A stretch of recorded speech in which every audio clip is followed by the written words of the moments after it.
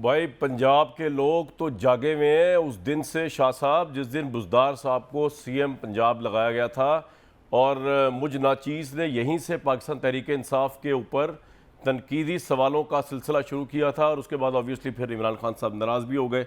लेकिन क्या फ़र्क पड़ता है, नाराज़गी सिर्फ एक की देखनी चाहिए और वो अल्लाह ताला की ज़ात, बाकी सब तो इंसान है, ख़ता के पुतले। आपने जहन में किसी को कहीं पे भी पहुँचा दिया हो, किसी भी पार्टी ने, पार्टी तो कल्ट बन गई है ना इस मुल्क के अंदर, तो उससे क्या फ़र्क पड़ता है। तो अपने मज़हब को और इस चीज़ को छोड़ना नहीं चाहिए कि आपने जवाब दे सिर्फ अल्लाह के आगे होना है, अपने ज़मीर को भी जवाब दिया आपने अल्लाह के पॉइंट ऑफ व्यू से होना है। मेरा तो ये ईमान है। तो ये जो इन्होंने बात की शाह साहब ने, इसने तो बड़ी इंटरेस्टिंग बात, उन्होंने कहा जी पीटीआई भी, अगर इसका इम्प्लाइड मीनिंग लिया जाए कि पीटीआई भी एक साजिशी पार्टी है और पीटीआई ने, मैं ये नहीं कह रहा, मैं इस पर अपना वर्जन बाद में दूंगा अगर मौका मिला तो। शाह साहब कह रहे हैं कि पीटीआई भी साजिशी पार्टी है और जिस तरह इमरान खान साहब कह रहे थे ना कि उनके खिलाफ साजिश हुई और बड़े बड़े इदारे खामोश रहे, तो वो इम्प्लाइड मीनिंग ये कर रहे थे इमरान खान साहब के जी इदारे साथ मिले साजिश के। तो यहाँ पे शाह महमूद कुरैशी साहब ये बता रहे हैं बरमिला कि ये साजिश हुई, इतनी बड़ी साजिश हुई, पार्टी चेयरमैन इमरान खान जो बाद में प्राइम मिनिस्टर भी बने, उनको पता ही नहीं चला। उनको पता चला, खान वो कह रहे हैं मैंने खान साहब को बताया भी, उसके बावजूद वो खामोश रहे। तो जिस तरह अब इमरान खान साहब इदारों से कहते हैं कि क्या इम्प्लाइड मीनिंग में कि आप इस साजिश का हिस्सा थे या नहीं, या आपको पता था या नहीं पता चला, इतनी बड़ी डकैती होगी इस मुल्क के अंदर। तो अब इमरान खान साहब से भी सवाल बनता है कि जी आपकी पार्टी ने इतनी बड़ी साजिश की जो सिर्फ शाह महमूद के खिलाफ नहीं थी, वो पंजाब के खिलाफ भी थी, वो पंजाब की आवाम के खिलाफ भी थी, बकौल शाह महमूद के, क्योंकि वो खुद कह रहे हैं कि जी पंजाब की जो इस वक्त तस्वीर कशी है, जो इस वक्त कैफियत है, यानी कि ऑब्वियसली बदहाली की बात हो रही है और क्या हो रही है, वो ना होती अगर ये साजिश ना होती। और कहने का मतलब है कि शाह महमूद साहब जो है वो अगर सीएम पंजाब होते, और मैं इस बात से एग्री करता हूँ कि शाह महमूद कुरैशी जो है, और ये आज एग्री नहीं कर रहा, पहले दिन से मैंने कहा था कि पीटीआई के पास बुज़दार साहब के अलावा बहुत बड़े बड़े नाम थे जिससे ये पंजाब को संभाल सकते थे। उसमें असद उमर साहब भी थे, उसमें फवाद चौधरी साहब भी थे, और सबसे बढ़कर शाह महमूद कुरैशी साहब भी थे। इमरान खान साहब ने क्यों इस साजिश को होने दिया, साजिश होने के बाद क्यों साजिश पे खामोश रहे, और इस साजिश के नतीजे में जो पंजाब की बदहाली आई, जिसको आज वाइस चेयरमैन पाकिस्तान तहरीक इंसाफ बरबला कह रहे हैं, ये क्यों हुआ? क्या पंजाब की आवाम से कोई इमरान खान साहब को कोई जवाब दे नहीं थे? एक दफ़ा फिर सुन लें शाह महमूद ने क्या कहा, सुनवाएं जी। और ये सारा साजिश का जो मामला है, इस मुल्क के अंदर साजिशें हुई या नहीं हुई, मतलब आप दोनों वर्जन्स देख सकते हैं, इसमें कोई एब्सोल्यूट वर्जन नहीं है। हमारे पाकिस्तान तहरीक इंसाफ के जो भाई हैं वो तो एक एब्सोल्यूट वर्जन बना के बैठे हैं, सिर्फ उनके खिलाफ साजिश हुई। वो नून लीग के जब 2/3 के elected prime minister Nawaz Sharif को उतारा गया तो उन्होंने कहा जी पीटीआई ने साजिश की फलां बंदे के साथ मिलके, और पता नहीं क्या क्या उन्होंने कहा, बरबला कहा, मरीम नवाज ने भी कहा, नवाज शरीफ ने भी कहा, सही कहा गलत कहा लोग कहते हैं। इसी तरह अब पीटीआई वाले भी कह रहे हैं, लेकिन पीटीआई को भी अब समझना चाहिए कि जिस तरह उनका नाम लेके उनकी अपनी पार्टी के अंदर साजिश की आवाज़ गूंज रही, जिस तरह उनका नाम लेके नवाज शरीफ ने कहा मेरे खिलाफ इन्होंने साजिश की, पीटीआई ने मिल मिला के, इस तरह अगर आपको भी साजिश का शिकार हो गए तो ये तो फिर मकाफात अमल है। ये सवाल है, मेरा फतवा नहीं है। मेरे साथ इफ्तिखार दुलानी साहब मौजूद हैं, पाकिस्तान तहरीक इंसाफ के बड़े क्रेडिबल रहनुमा हैं, बड़े बुरे और अच्छे टाइम में तहरीक इंसाफ का साथ देने वालों में से हैं। सदिक मलिक साहब वज़ीर मुमलिकत बराए पेट्रोलियम मुस्लिम लीग नून से, और हमें थोड़ी देर में ज्वाइन करेंगे असल मलिक साहब भी। आप रियल स्टेट की तजिया निगारत से जानने की कोशिश करेंगे कि जो बजट पास हुआ है इससे रियल स्टेट की तबाही फेरी है या ऊपर लेके गया है, और फेटअप में पाकिस्तान के साथ क्या होने जा रहा है। लेकिन सबसे पहले शेख रशीद साहब की एक बात सुन लें। ये बहुत कहा जा रहा है कि जी इस साजिश के अंदर मुख्तलिफ इदारे जो थे उन्होंने प्रेशराइज़ किया पाकिस्तान तहरीक इंसाफ के मेंबर्स को कि वो बिक जाएँ, वो अपना वोट किसी और जगह कास्ट कर दें। इमरान खान साहब का बयानिया है, उसके खिलाफ शेख रशीद साहब ने आज बरबला एतराफ़ किया है कि शेख रशीद जैसे बंदे को, जो बहुत ही इंपॉर्टेंट की फिगर थे पाकिस्तान तहरीक इंसाफ की इस गवर्नमेंट के अंदर और जिनको इस्टेब्लिशमेंट के बहुत करीब समझा जाता था, इवन वो भी जो हैं उनको भी किसी ने नहीं कहा। आप सुन लें उन्होंने क्या कहा, सुनवाएं शेख साहब को। दो बातें, एक तो शेख साहब कह रहे हैं कि मुझे किसी इदारे ने दबाव नहीं डाला इमरान खान को छोड़ने के लिए, इदारे न्यूट्रल रहे, और दूसरा बड़े अरसे बाद इमरान खान साहब के किसी करीबी साथी यानी शेख रशीद अहमद साहब जो उनके करीबी साथी हैं, उनके मुंह से सुना, इदारों की तारीफ़ सुनी, ये इदारों के लिए गालियाँ नहीं सुनी, इदारों के लिए तंज नहीं सुना, इदारों के लिए मीर जाफ़र मीर सादिक का लक़ब नहीं सुना। तो शेख साहब का बड़ा शुक्रिया कि उन्होंने इमरान खान साहब के करीब होने के बावजूद जो है इदारों के ऊपर कोई अलकाब की बारिश नहीं की, कोई तंज की बारिश नहीं की, कोई न्यूट्रल और जानवर नहीं कहा। तो ये बड़ा अच्छा लगा, मैं कहा आप भी सुन लें। इफ्तिखार दुलानी साहब शाह महमूद कुरैशी साहब का बता रहा था कि वो कह रहे हैं साजिश की है पीटीआई ने, साजिश की है पंजाब के खिलाफ, साजिश की है शाह महमूद के खिलाफ। इमरान खान साहब सुनते रहे, खामोश रहे, उन्होंने कुछ नहीं किया। तो मैं ये कह रहा हूँ कि साजिश जो है वो अब फैशन ही बन गया है। ये आपकी पार्टी भी साजिश करती है अपने ही लोगों के खिलाफ सर। बिस्मिल्लाहिर्रहमानिर्रहीम जी, मुझे इल्म नहीं है कि किस तनाज़र में शाह साहब ने बात की। बेस्ट होगा कि शाह साहब से ये सवाल पूछ लें। हम तो एक इंटरनेशनल साजिश की बात करते हैं और जो कि इस्टेब्लिश फैक्ट है। दोनों जो नेशनल सिक्योरिटी काउंसिल की मीटिंग हुई है उसने उनको माना है कि हाँ ये जो है एक साइफ़र जनरेट हुआ है। अभी उनकी जो है पोजीशन डिफरेंट है। वो कहते हैं कि जी मुदाखलत हुई है, साजिश नहीं हुई। हम कह रहे हैं कि साजिश और मुदाखलत दोनों हुई है। इफ्तिखार साहब इसमें भी आता है हमारा सर, इसमें आता हूँ, लेकिन इंटरेस्टिंग बात आपने कहा ना शाह साहब से पूछे। शाह साहब ने तो उस तरह ही कहा जिस तरह इमरान खान साहब विदाउट एविडेंस उन्होंने कह दिया है साजिश हुई है बैनुल अक़वामी। एविडेंस तो आपने भी अभी तक कोई नहीं दिया, जुडिशल कमीशन बनेगा तो फैसला होगा, अभी तक तो कोई एविडेंस आपके सामने नहीं है। इसी तरह शाह साहब ने भी कह दिया, तो किस किस से पूछें सर? अब तो बयानात ही एविडेंस है। हाँ जी, देखिए एक साइफर जो है ये ऑफिशियल डॉक्यूमेंट जो है, कोडेड डॉक्यूमेंट भेजा गया है अमेरिका से पाकिस्तान। इससे बड़ा एविडेंस और क्या हो सकता है सर? डोनाल्ड लू की, भाई जो डोनाल्ड लू की स्टेटमेंट है सर, आप सही कह रहे हैं, डोनाल्ड लू की स्टेटमेंट को हम एविडेंस समझ रहे हैं। तो यहाँ शाह महमूद खड़े होकर स्टेटमेंट दे रहे हैं कि पीटीआई ने मेरे और पंजाब के खिलाफ साजिश की। तो आपके पास दोनों के पास एक ही जैसा एविडेंस है ना। मैं ये कह रहा हूँ किस पे यकीन किया जाए कि मान लें दोनों की बातें, आपकी बात भी मान लें तो फिर ये भी मान लें कि खान साहब को पता था साजिश हुई है, पंजाब के खिलाफ वो खामोश रहे। देखिए ये हमारी पार्टी का अंदरूनी मामला है। मेरा ख्याल है कि शाह साहब ने जो बयान किया होगा, मुझे इल्म नहीं है ऑनेस्टली, जब होगा तो मैं उस पर कमेंट कर भी सकूंगा। सर मैं आपको बयान सुनवाता हूँ, ये पार्टी का अंदरूनी मामला नहीं है। इसकी वजह ये है कि ये पंजाब का मामला है, पंजाब पाकिस्तान है, ये अंदरूनी मामला नहीं है। यानी कि हम नवाज शरीफ साहब को इजाजत नहीं देंगे। पार्टी के अंदर का इशू है ना जी। नहीं सर, लेकिन आप सुने तो सही ना, वो क्या कह रहे हैं? वो कह रहे हैं पंजाब की आज जो कैफियत है, यानी जो पंजाब के हालात हुए में उसकी जिम्मेदारी ये साजिश है। सुन लेना दोबारा, सुनवाएं जी शाह साहब को। जी इफ्तिखार साहब सुनवा दिया आपको मैंने दोबारा। देखें ये between the vice chairman of the party और चेयरमैन ऑफ द पार्टी है, हम इस पर क्या गुफ्तगू कर सकते हैं। मैं तो इस पर कॉमेंट नहीं करना चाहूँगा, मेरा ख्याल है। हाँ आप साइफर में गुफ्तगू करना चाह रहे हैं, उसको मैं आपको बता सकता हूँ, वो गुफ्तगू मैं कर सकता हूँ। ये तो दो मतलब कि नेचुरली टॉप टू हमारे टीयर के लीडर के चेयरमैन और वाइस चेयरमैन की बात है। मेरा ख्याल है कि उनको आपस में करने दें, और जब खुला जाएगी तो मेरा ख्याल है दोनों असल में सर अच्छी तरीके से इसकी आप सही फरमा रहे हैं। पहले तो उन्होंने खान साहब को बता दिया था, लेकिन खान साहब खामोश रहे साजिश के बावजूद। अब वो पब्लिकली आए हैं, इसलिए हम इशू को उठा रहे हैं, वरना ये मामला आप दोनों के दरमियान का नहीं रहा। लेकिन चले बहरहाल आप इसमें कमेंट करना नहीं चाह रहे, लेकिन मैं तो बता रहा था कि साजिश जो है, अब तो हर बंदा जो है मुंह उठा के कह रहा है, जब से आप लोगों ने ट्रेंड दिया साजिश का और सोशल मीडिया में ट्रेंड चलाया, हर बंदा कह रहा है साजिश हुई है। और जो बंदा कामयाब नहीं हो रहा, जिस बंदे की मेजॉरिटी नहीं है, वो कह रहा है मेरे खिलाफ साजिश हुई है। हाजी मुसद्दिक मलिक साहब, साजिश आपके खिलाफ भी कोई साजिश हुई है तो बता दें। आज मैं साजिश में प्रोग्राम करने का मूड है मेरा। आपके खिलाफ कभी साजिश हुई है या आपने की है सिर्फ? नहीं, मेरे खिलाफ मेरे आपसे मुराद आपकी पार्टी सर, आपकी पार्टी। लेकिन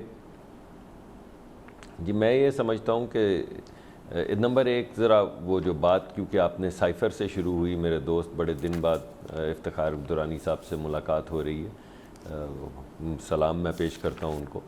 देखिए बात यह है कि सबसे पहला जो मामला है वो ये है कि अगर वाकई साजिश हुई थी तो इस्लामिक कॉन्फ्रेंस जो आपने यहाँ पे OIC की बुलाई, उसमें उसी मुल्क ने जो आपके मुताबिक आपके ख़िलाफ़ साजिश कर रहा था, जो आपके मुताबिक साजिश करने का मतलब है कि आइन को सबवर्ट कर रहा था, आइन आपके मुताबिक आइन को सबवर्ट करने का मतलब है कि उसने ऐलान जंग किया या जंग पाकिस्तान के ऊपर मुसल्लत कर दी थी।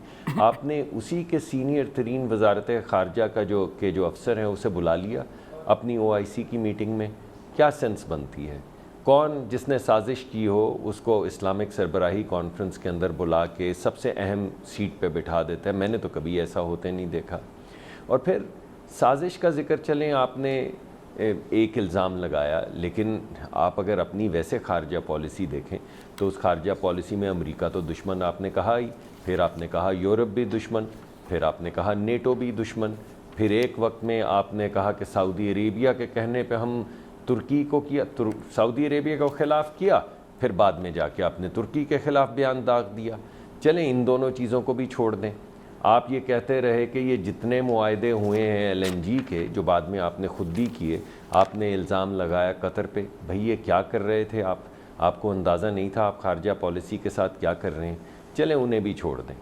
चीन को आपने कहा कि वहाँ पे CPEC की जो इन्वेस्टमेंट्स हैं वो फ्रंट कंपनियाँ हैं, वो फ्रंट कंपनियाँ हैं, यानी आपके मुल्क में 17-20 अरब डॉलर की इन्वेस्टमेंट हो रही थी, अरबों डॉलर की इन्वेस्टमेंट हर साल हो रही थी। आपके दौर में वो घटते घटते घटते 110 पे आ गई। 110 मिलियन कहाँ पे पूरा पैकेज 30 से 40 बिलियन डॉलर का, कहाँ पे 111 या 120 मिलियन डॉलर। तो आपको इस तमाम खारजा पॉलिसी में, इन साजिशों के जाल में, जिसमें ये तमाम मुल्क जिनका मैंने नाम लिया है ये मुलव्विस थे, आपको अपने मुल्क का कोई इंटरेस्ट नज़र नहीं आया कहीं। मैं समझता हूँ कि अपने मुल्क को आगे बढ़ाना हम सबकी अच्छा, जिम्मेदारी मुझे हमारी एक भी बात है, का जवाब दिया दुरानी मुसद्दिक मलिक की भी है। साहब, वो तो आपका पॉइंट आ गया। मुझे सिर्फ ये बताएं कि ये अभी जो एक डॉक्यूमेंट मेरे सामने आया, अगर आप स्क्रीन पे दिखा सकें, कि आपकी जो गवर्नमेंट ऑफ पाकिस्तान की ministry of energy petroleum division है, पाकिस्तानी रिफाइनरी से कहा कि रूसी तेल अगर हम दरामद करें तो उसके लिए हमें बताइए कि हमारे पास वो रिफाइनरी है या नहीं है, हम उसको कर सकेंगे। ये सिर्फ एक शो पीस है, ये बताने के लिए कि साजिश नहीं हमने की, हम तो अमेरिका की ख्वाहिश के बरक्स जो है रशिया से ऑयल मंगवाने का सोच रहे हैं। या वाकई you are serious about it कि आप अब रशिया से तेल लेने का सोच रहे हैं? नहीं, हम तो देखिए, आपके पास तो एक ख़त है, ऐसे बेशुमार खतूत हैं जो मेरी मेज़ पे आते हैं और हम हर मुल्क को रीच आउट कर रहे हैं। किसी को कह रहे हैं कि आप अपने LNG के जो मुआहदे हैं हमारे साथ कर लीजिए, 3 या 4 कार्गो हमें चाहिए। और आपको याद होगा कि ये 3 या 4 शिप या कार्गो जो हमें चाहिए, जिनकी वजह से बेशुमार लोड शेडिंग हो रही है, ये अगर आज से 2 साल पहले $4 के मिल रहे थे, फिर $6 के मिल रहे थे, फिर $8 के मिल रहे थे, फिर $14 के मिल रहे थे। अब हमने पूरा महीना हमने टेंडर किए हैं, 2 राउंड किए हैं टेंडर के, और एक बिड आई है और वो $40 की आई है। यानी आप अंदाज़ा करें कितना बड़ा नुकसान है कि $4 यानी वो 30 मिलियन, वो ऐसे आप समझ लीजिए को 5-10 मिलियन डॉलर की शिप बनती है, और अब $140 मिलियन की शिप मिल रही है। तो हम उन ममालिक को भी रीच आउट कर रहे हैं, तमाम ममालिक को, उनको कह रहे हैं कि अगर आपके पास LNG है तो हमारे साथ भले लेकिन आप ज़्यादा रूस, कीमत मुझे पे, मेरा मगर सवाल ये कि मुआहदे रूस कर से लें। भी आप, अगर आपकी रिफाइनरी ने कह दिया कि कर सकते हो ऑयल रिफाइन, तो आप रूस से तेल मंगवा लेंगे? देखिए, बात यह कि हमने तो रिफाइनरीज़ को अभी भी मना नहीं किया। हमारी जो रिफाइनरी हैं वो कंपनियां हैं। मैं तो आपके प्रोग्राम में गालिबन या भले किसी और प्रोग्राम में कह चुका हूं कि हर 15 दिन के बाद PSO जो है टेंडर करती है तेल और डीज़ल ख़रीदने के लिए। किसी PSO के ऊपर कदगन नहीं है कि वो तेल और डीज़ल जो है वो टेंडर के ज़रिए, कंपेटिटिव बिडिंग के ज़रिए ख़रीदती है, कि कोई रूस से तेल ला के दे या ऑस्ट्रेलिया से ला के दे या मिडल ईस्ट से ला के दे या अमेरिका से ला के दे, कोई कदगन नहीं है। इस वजह से मैं आपको बता रहा हूँ कि कोई हम पे बिड ही नहीं कर रहा। आपने देखा कि इमरान खान साहब ने कहा कि रूस के साथ हमारा मुआहिदा था, फिर मैंने टेलीविजन पे इमरान साहब तो कह रहे हैं कि आप रूस से इसलिए तेल नहीं ले रहे कि क्योंकि एक साजिश के तहत आप आए अमेरिका चाहता नहीं रूस से आप ताल्लुकात रखें। देखिए, मैंने तो आपको ये बताया है कि जो खान साहब जिस चीज़ का जिक्र कर रहे हैं वो मुआहिदा कहाँ है। चले मुआहिदा नहीं है तो कोई MOU होगा, चले MOU नहीं तो कोई नॉन बाइंडिंग MOU होगा, चले नॉन बाइंडिंग MOU नहीं तो कोई मिनट्स ऑफ द मीटिंग होंगे जहाँ पे कोई बात हुई होगी कि हम सस्ता तेल आप देंगे, हम लेंगे। उसके बाद एक ख़त लिखा हम्माद अज़हर साहब ने, जो उस वक्त वज़ीर थे, कि हम आपके साथ तजारत बढ़ाना चाहते हैं तवानाई के शोबे में, और आपके से तेल भी लेना चाहते हैं, LNG भी लेना चाहते हैं। उसका जवाब नहीं आया, वो तो पता है, आपने बताया था पहले। 4 हम जी और 4 फॉलो अप कर चुके हैं। हमारे वहाँ पे सफ़ीर जो हैं वो उनके वज़ीर से मिल चुके हैं, मिनिस्टर ऑफ स्टेट जो एनर्जी। यार आप इफ्तिखार दुरानी साहब को कहे ना, मेरी बात सुनिए, सफ़ीर से मिल चुकी है कि रशिया नाराज़ हुआ है आपसे। वो रशिया शायद ओन कर रहा है इस बात को कि साजिश हुई है अमेरिका के साथ मिलकर जो आपकी हुकूमत आई है, तो इसलिए शायद आप अमेरिका के इशारे पे कोई रशिया का विजिट किया इमरान खान साहब ने। आप इफ्तिखार दुरानी साहब से सिफारिश करवाएं, रशिया में तो इनकी बात सुनी जाती है मेरे हिसाब से। आपको अगर आप ऑयल में इतने इंटरेस्टेड है, मिल जाएगा आपको। हाँ जी, दुरानी साहब से तो मैं हर चीज़ में सिफारिश करवाने को तैयार हूँ और इनको इसकी भी सिफारिश के लिए कह दूंगा। ये मेरे बड़े पुराने और बड़े भले आदमी हैं। अगर मुझे पहले पता होता तो शायद आप दोनों को ना बुलाता। बात ये है जी जी जी, ये आपके इतने ताल्लुकात अच्छे हैं। नहीं, ये आपने अच्छा किया। जी जी, लेकिन मैं ये समझता हूँ कि इस गुफ्तगू का, ऐसी गुफ्तगू जिसके पीछे सब्सटेंस ना हो, वो करनी नहीं चाहिए। नहीं, ये इमरान खान साहब को आप कह रहे हैं कि मुझे कह रहे हैं, के अलावा कोई चीज़ सामने नहीं आती। नहीं, आपको नहीं कह रहा हूँ। खान साहब ने ये कहा कि हमारी डील हो गई। सर मुझे आपसे बहुत से सवाल पूछ रहे हैं, एक ब्रेक लूंगा जी।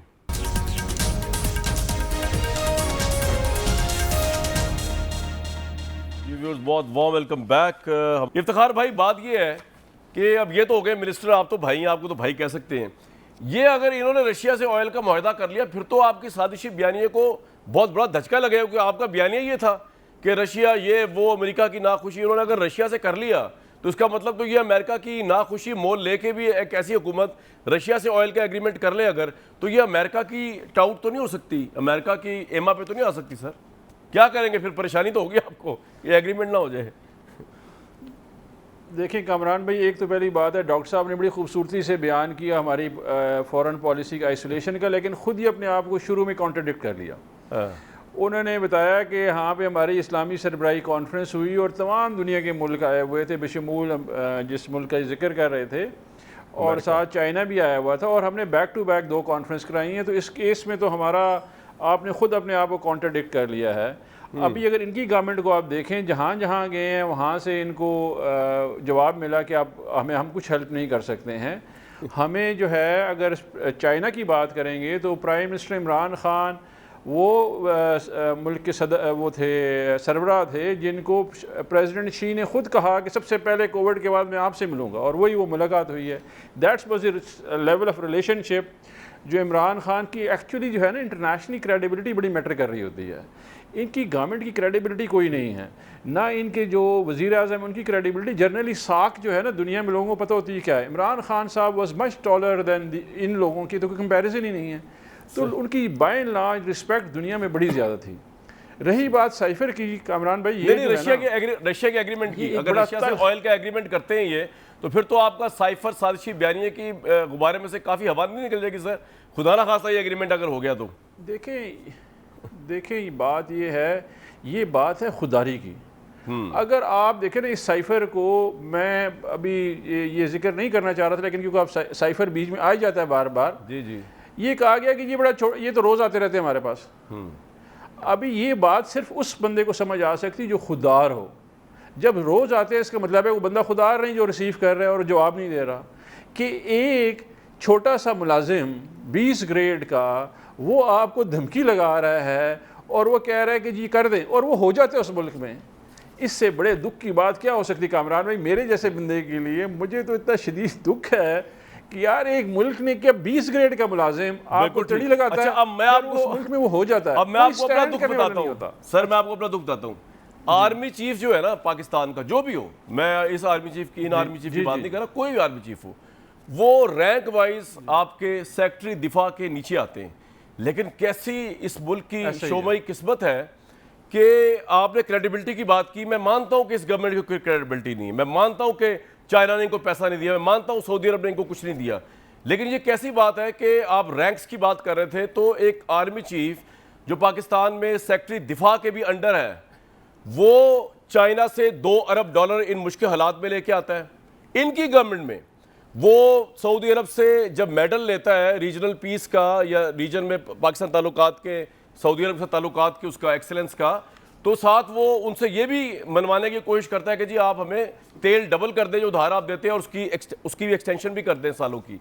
आपके दौर में यही मैं army chief as a person बात नहीं कर रहा, आर्मी चीफ के ओहदे की बात कर रहा हूँ और क्रेडिबिलिटी की बात कर रहा हूँ। तो मुझे बड़ा दुख होता है कि हमारे पॉलिटिशियंस यहाँ पे कोई चने बेचने गए होते हैं जो वोट लेके हमारे जाते हैं कि इनको एक टका नहीं मिलता, और सारा मामला जो है जहाँ पैसा आए, जहाँ क्रेडिबिलिटी आए, जहाँ इंटरनेशनल नॉर्म्स आए, वहाँ पे एक आर्मी चीफ जो सेक्रेटरी दिफा के अंडर आता है, क्योंकि आप ओहदे की बात, रैंक की बार बार कर रहे थे ना, तो मुझे बड़ी तकलीफ होती है इस बात की कि सारे पॉलिटिशियन और प्राइम मिनिस्टर एक तरफ और ये एक तरफ होते हैं। तो ये हमारी क्रेडिबिलिटी कब कायम होगी सर? एक तो ये आपसे सवाल है, मुसद्दिक साहब आपसे भी ये सवाल है कि ये सही कह रहे हैं कि आपकी कोई क्रेडिबिलिटी नहीं है। तो अभी भी सर, एक मिनट, अभी भी चाइना से जो विजिट हुआ है आर्मी चीफ का, तभी आपको $2 अरब मिला। अगर मैं गलत कह रहा हूं तो आप बता दें मुसद्दिक साहब, इनकी गवर्नमेंट से पूछ लो पहले। मुझे नहीं, मैं जवाब देता हूँ, मुझे पहले बात जी आप पहले कर ले, आप कर ले सर, पहले आप कर ले, आप कर ले। चले, मैं पहले कर लेता हूँ, मुसद्दिक भाई को बाद में सुन लीजिए। मुझे पाकिस्तान में वो बंदा बता दें जो कि इमरान खान जितनी फंड रेजिंग करता है दुनिया में, वो बता दें। आर्मी चीफ उठा लें, वज़ीर आज़म उठा लें, सदर उठा लें, मुलाजिम, बिजनेसमैन उठा लें, he is the only credible man in whole of the Pakistan. America से लेके और मिडिल ईस्ट तक एक बंदे पे एतबार करते हैं, वो मुझे बंदा तो बता दें, छोड़ें इसको। अच्छा जी, एक बंदे की फाइनेंशियल इंटेग्रिटी है। अभी जब आपके बारे में फिल्में बन रही हैं, BBC बनाती है, पता नहीं पार्क लेट टू लंदन, तो प्रिंट एंड द पायरेस्ट जो है और वतनी बना लेती किस्में आपकी जाती है मोहतरमा बेनज़ीर भुट्टो और बेनज़ीर साहब जब ये खबरें आती हैं बात ही हो रही है, ये मैं आपसे एग्री करता हूँ। मैंने खुद फंड रेजिंग की हुई है, किसी एक बंदे के लिए की हुई है, इमरान खान, और शायद किसी के लिए ना करता, क्योंकि आई ट्रस्ट हिम कि पैसों के मामले में he is not corrupt. Sir मुझे बताएं, एक मेरी बात तो सुन ले सर, मैं आज भी बिलीव करता हूँ ये बात सही है, लेकिन स्टेट के लेवल पर स्टेट से पैसे लेना, मसले रिजॉल्व करना, ये एक डिफरेंट मैटर है। जाती चंदा मांगना एक डिफरेंट मैटर है। अब मैं जरा आगे चला जाऊँ, मुसद्दिक साहब से मेरा एक सवाल है। मुसद्दिक साहब मुझे बताएं सर, मुसद्दिक साहब उसके बाद बस मैं आप जो भी कहेंगे आपकी बात सुनूंगा। मुसद्दिक साहब, ये एक बात इन्होंने सही कही है, मौजू एक और तरफ लेके, इमरान खान करप्ट नहीं है। आप ये देखें कि आपने टिल का जोर लगा लिया, अभी तक आपने क्या बरामद किया है? कोई एक मुकदमा आपने नहीं किया। कभी आप गोगी बरामद करके ले आते हैं, कभी आप कोई घड़ी का मसला ले आते हैं, कभी आप कोई सब्सटेंशियल एविडेंस या बड़ा केस, मेगा स्कैंडल नहीं है इमरान खान। और ये भी अफसोस नहीं, और अब जो खुशी हो रही है कि चलो कोई एक प्राइम मिनिस्टर तो है जिसकी कोई करप्शन नहीं है, जिसके कोई एवन फील्ड अपार्टमेंट्स नहीं है, जिसके ऊपर कोई सरे महल का इल्ज़ाम नहीं है। मैं इफ्तिखार दुरानी से 100% एग्री करता हूँ। अगर आपके पास कोई सबूत है तो पेश करें, इनके अलावा ये घड़ियाँ छड़ियाँ ये तो कुछ भी नहीं भाई, ये जो आप लेके आए हैं जी। वो $250 मिलियन का जो अभी प्रेस कॉन्फ्रेंस हुई थी, वो क्या केस था, आपको याद है कुछ? अभी कुछ दिन पहले एक प्रेस कॉन्फ्रेंस हुई, $250 मिलियन जो इकोनॉमिक क्राइम्स एक्ट में लंदन में पकड़े गए थे, उस पे पाकिस्तान ने जाके रिप्रेजेंटेशन की, वहाँ पे एक मुआहिदा किया। पहले अदालत के बाहर एक मुआहिदा किया, फिर उसमें लिखा कि ये सीक्रेट रहेगा ताकि किसी को ये ना पता चल सके कि पाकिस्तान ने उसमें क्या रिप्रेजेंटेशन दी है। ना सिर्फ ये किया, बल्कि यहाँ पर आके पाकिस्तान की काबीना में किसी समरी के ज़रिए नहीं, जो लीगल तरीक़ाकार होता है, एक नोट के ज़रिए वज़ीर आज़म के कान में जाके कहा कि ये नोट है, और उस नोट के अंदर ये लिखा हुआ था कि ना सिर्फ किसी को बताया जाएगा कि ये $250 मिलियन क्यों उस अकाउंट में डाले जा रहे हैं, जिसमें इमरान को क्या फ़ायदा हुआ इससे, ये बताया। हाँ, ये पहले हाँ, ये बड़ी अहम बात है। तो पहले तो ये साबित मैंने कर दिया कि $250 मिलियन जो हुकूमत पाकिस्तान को मिलने थे, हुकूमत पाकिस्तान के बजाय उस अकाउंट में डाले गए। यानी हुकूमत ने ना सिर्फ यहाँ पे कंसेंट दी, बल्कि लंदन में जाके कंसेंट दी कि ये पैसा हुकूमत पाकिस्तान। एक मिनट, जी, जमीन जो है वो एक ट्रस्ट को, जिसमें सिर्फ 2 ट्रस्टी हैं, एक खान साहब और एक उनकी ज़ौजा, उस ट्रस्ट को में कुछ 450 कनाल की ज़मीन जो है वो गिफ्ट कर दी।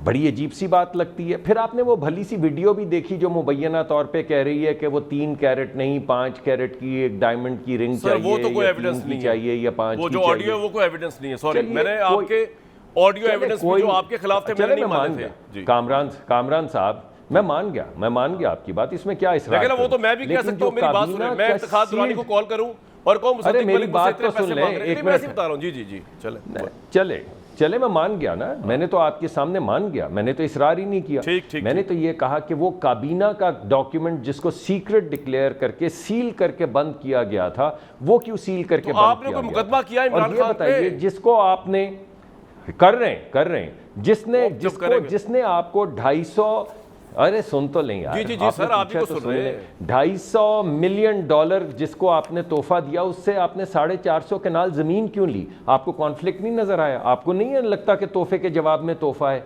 चले छोड़ दें आप अंगूठी को। सर, और वो जो 220 कनाल जमीन जो है बनी गाला में दी गई फरा गुज्जर साहिबा को, वो क्यों दी गई? ये आपने साबित कर रहे हैं ना, अभी तो ठीक है सर, आपका पॉइंट आ गया, ब्रेक के लिए कहा जा रहा है, ये ब्रेक के लिए कहा जा रहा है, आपका पॉइंट आ गया, ये आपने साबित कर रहा है। अभी तक इमरान खान पे 1 रुपए की करप्शन आप साबित नहीं कर सके, और मुझे पता नहीं कि कर भी सकेंगे कि कर सकेंगे, क्योंकि वो बंदा है दयानतदार। बाकी उनकी गवर्नेंस में तो हम बहुत सवाल करेंगे और उनके साजिशी बयानिए के ऊपर भी सवाल करेंगे। लेकिन जाते जाते ब्रेक में मैं एक तो ये बता दूं कि अभी ज्वाइन करेंगे हमें थोड़ी देर के लिए असर मलिक साहब भी, जरा बजट के इंप्लीकेशन पूछेंगे, रियल स्टेट पे क्या हुए। लेकिन अपने भाई इफ्तिखार साहब बताओ, इफ्तिखार भाई आप आर्मी चीफ की बात करें, आर्मी चीफ तो इस मुल्क में इतना पावरफुल है कि आपके लीडर जो कानून की बालादस्ती पर यकीन रखते हैं, वो बार बार आर्मी चीफ को रिक्वेस्टें करते हैं इलेक्शन करवा दें, वो बार बार कहते हैं कि जनाब ये कर दें और वो कर दें, न्यूट्रल ना रहें, ये ना करें वो ना करें। ये तमाम चीज़ें पाकिस्तान की हकीकतें हैं, तल हकीकतें। अगर हमारे सियासतदान क्रेडिबल होते तो आज हमें पैसा उनके मुंह को मिलता, ना कि किसी और के। एक ब्रेक लूंगा जी।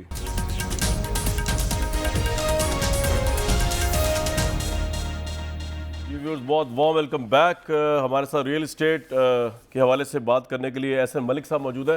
एहसन साहब, ये जो नया बजट आया है इसमें फाइलर्स के लिए प्रॉपर्टी ट्रांजैक्शंस पे एडवांस टैक्स 1% से बढ़ाकर 2% कर दिया गया है, कैपिटल गेन टैक्स 15% कर दिया गया है, सुपर टैक्स लगाने का भी इंडिया कितना नेगेटिव है रियल इस्टेट जो पाकिस्तान की एक अहम प्रॉपोजिशन है उसके लिए एंटिटी है, ये बजट आया है। सर ये रियल एस्टेट के लिए तो सेकेंडरी चीज़ है कि कितना नेगेटिव है, ये पाकिस्तान के लिए बहुत नेगेटिव है। कैसे? मुसद्दिक मलिक साहब यहाँ पे बैठे हुए हैं।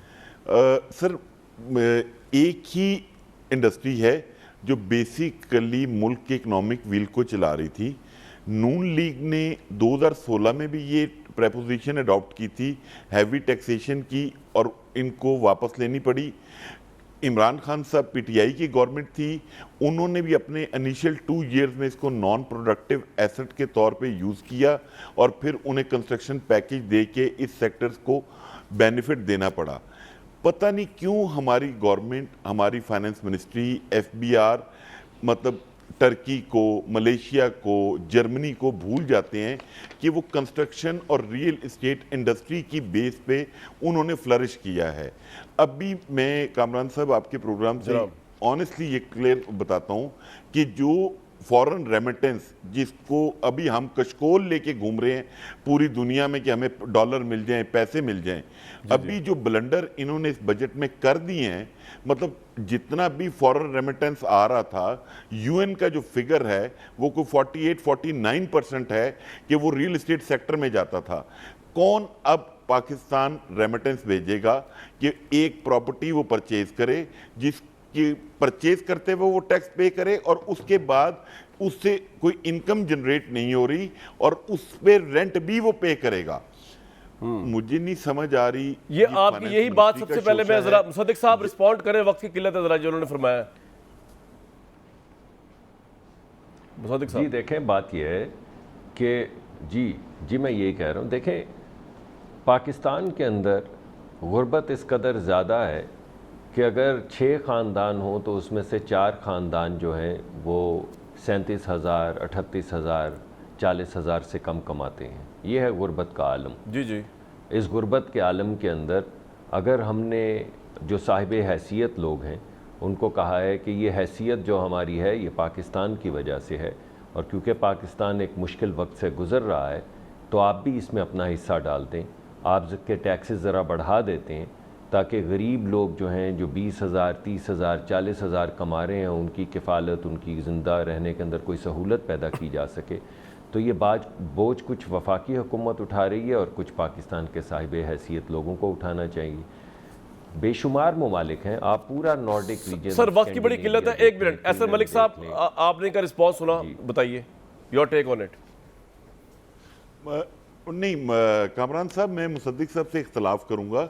ये हमारे साथ सेनेट स्टैंडिंग कमेटी में थे फाइनेंस की जब पीटीआई की गवर्नमेंट थी। इशू ये है कि आप चाहते क्या हैं? आप ये पाकिस्तान से रियल एस्टेट सेक्टर ख़त्म करना चाहते हैं, रियल एस्टेट सेक्टर के लोगों को ख़त्म करना चाहते हैं, या रेवेन्यू जनरेट करना चाहते हैं? अगर आपको रेवेन्यू चाहिए, पैसा चाहिए, तो आप हमारे साथ स्टेक होल्डर्स के साथ बैठें। आपने ये जो डीम रेंटल इनकम इंट्रोड्यूस करवाई है वो आप उसके बदले 75 रुपीज़ पर स्क्वायर फीट तमाम प्रॉपर्टीज़ पे लगा दें जो हर आदमी पे करे, और वो गुड टैक्सेस में काउंट होगा और खुशी से लोग पे करेंगे।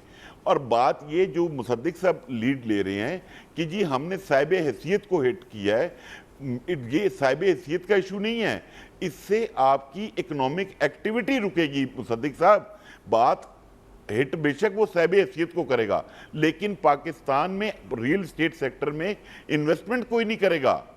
आप इस चीज को समझें। मुसद्दिक साहब आप क्यों नहीं समझ रहे? रेवेन्यू आप अभी एहसन मलिक साहब मैं क्विकली जवाब लेना चाह रहा हूं ताकि मजीद बात हो। जी मुसद्दिक साहब। जी देखें, पहली बात तो ये है कि ये हिट नहीं है, टैक्स है, और टैक्स सारे लोग अदा करते हैं और मुल्क के गरीब लोग जो हैं वो डिस्प्रोपोर्शनेटली हायर टैक्स दे रहे हैं। तो इस वजह से ये टैक्स का बोझ जो है वो साहिब हैसियत लोगों पर डाला गया है। दूसरी बात यह है कि किन पे डाला गया है?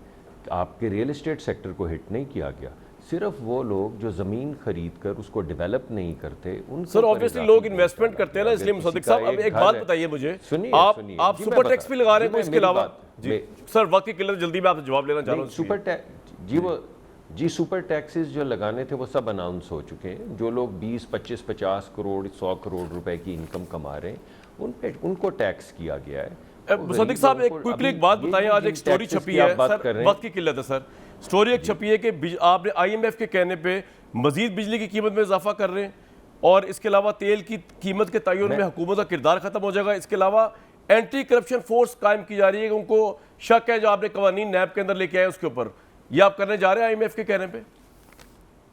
देखिए, पहली बात तो मैं आपको ये बताना चाहता हूँ कि ये कानून के जो भी ओगरा कीमत का तयन करेगा वो पाकिस्तान में कीमत होगी गैस की और दीगर चीज़ों की, ये कानून इमरान खान साहब बनाकर चले गए हैं। जाने से पहले जो उन्होंने तोहफे दिए हैं उनमें एक बड़ा तोहफ़ा ये है कि अब वफाकी हुकूमत का कोई किरदार नहीं रह गया गैस की कीमत का तयन करने में।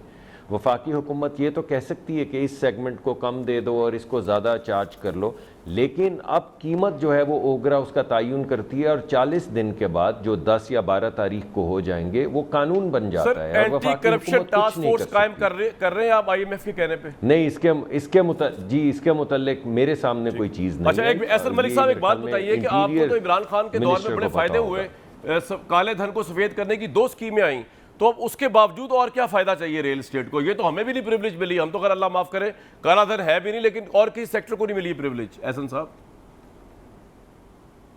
कामरान साहब, वो जो एमनेस्टी जिसको आप डिस्कस कर रहे हैं वो उन्हीं मतलब जैसे जो लाडले थे इमरान खान साहब के उस गवर्नमेंट के, वो उन्होंने ही अवेल की है। आम आदमी मुझे एक ब्रेक लेनी पड़ेगी यहाँ पे, तो जी रियल एस्टेट वाले भी रो रहे हैं, आम आवाम तो रो ही रही है, गवर्नमेंट सोचना चाहिए ये कायम ही क्यों है। एक ब्रेक लूंगा जी।